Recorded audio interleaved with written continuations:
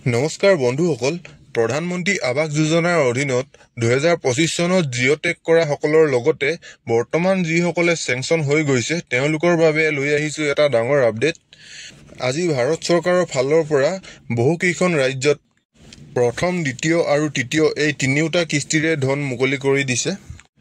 মাত্ৰ 2 এদিনৰ ভিতৰতে আপোনালোকৰ নিজৰ বেংক একাউণ্টত আপোনালোকে এই ধন লাভ কৰিব। সম্পূৰ্ণ আপডেটটো জানিবৰ বাবে ভিডিঅ'টো সম্পূৰ্ণকৈ চাব আৰু চেনেলটোলৈ যদি নতুনকৈ আহিছে তেনে চেনেলটো ছাবস্ক্ৰাইব কৰিবলৈ নাপাহৰিব।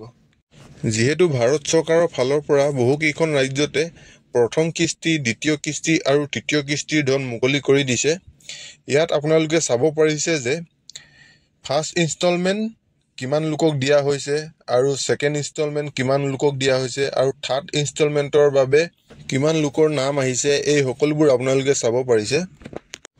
আৰু এই FTO নাম্বাৰ জেনেৰেট হোৱা সকলৰ এক সপ্তাহৰ ভিতৰতে DBTৰ জৰিয়তে ডাইৰেক্ট আপোনালোকৰ বেংক একাউণ্টত টকা লাভ কৰিব।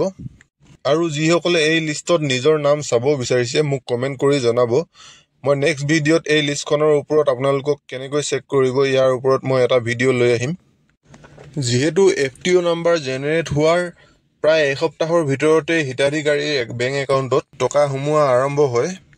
অক্টোবৰ মাহৰ প্ৰথম সপ্তাহতে আপোনালোকে এই ধন। আৰু ভিডিঅ'টো যদি ভাল লাগিলে তেন্তে লাইক আৰু চেনেলটো ছাবস্ক্ৰাইব কৰিবলৈ নাপাহৰিব। ধন্যবাদ।